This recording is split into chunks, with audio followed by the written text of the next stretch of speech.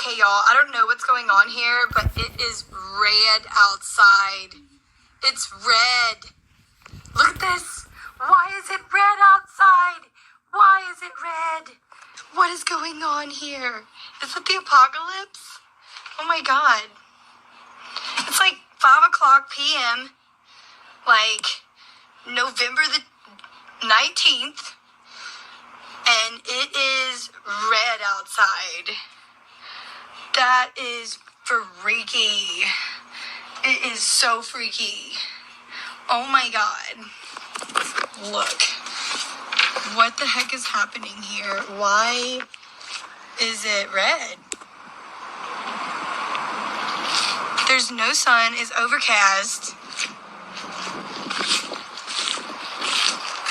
Weird.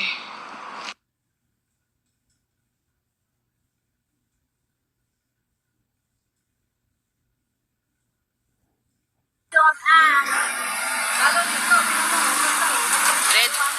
Maliwanag pa alas 5 eh. Ano alas 5? Alas 6 na.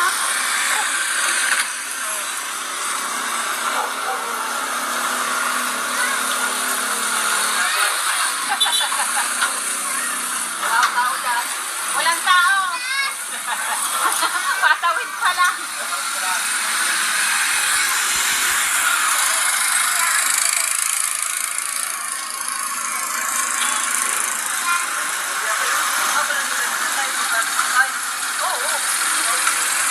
Namangha at nagtaka mga netizens sa nakitang pulang kalangitan sa Bicol. Ang ilan sinabing delubi raw ang hatid nito. Pero ano ba talaga ang totoo? Alamin sa Frontline Report ni Gio Robles. Pulang-pula ang kalangitan sa Camarines Sur kaninang umaga. Sunrise pero red sky ang nakikita. Ang isang ito, picture perfect kasama ang Bulkang Mayon. Nagkalat din online ang red sunrise mula sa mga residente sa Bicol. Ang mga netizen namangha at nagtaka. Paano yan nangyari? Tingin ng ilang netizens, masamang pangitain ito. Babala raw ito ng parating na bagyong Pipito. Pero paglilinaw ng Pag-asa, walang kinalaman ang bagyong Pipito sa red sunrise sa Kabikulan. Ang pulang kalangitan daw ang sanhi ng paggalaw ng high pressure area Pasilangan. Kapag may high pressure area, ibig sabihin maganda ang panahon.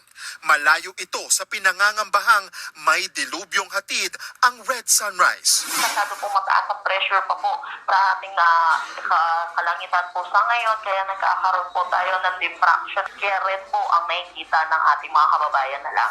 Gayunman, nag-abiso rin ang Pag-asa na maapektuhan ng bagyong Pipito ang Kabikulan. Kaya anumang kulay ng langit, dapat laging handa.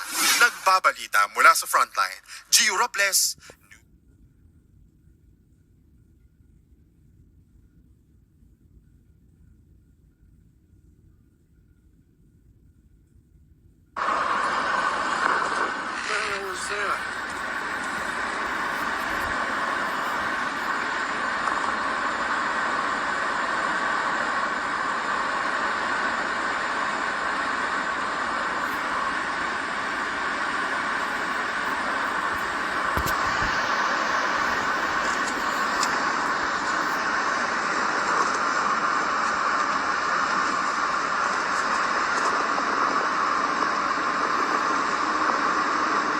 The following video is from a man who was driving towards Oaxaca, Mexico, when he noticed something weird going on with the sky.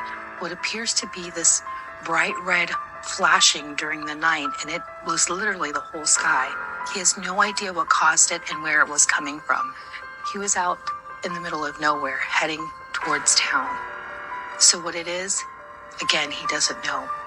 Take a look at this footage and tell me what you think. Estamos aquí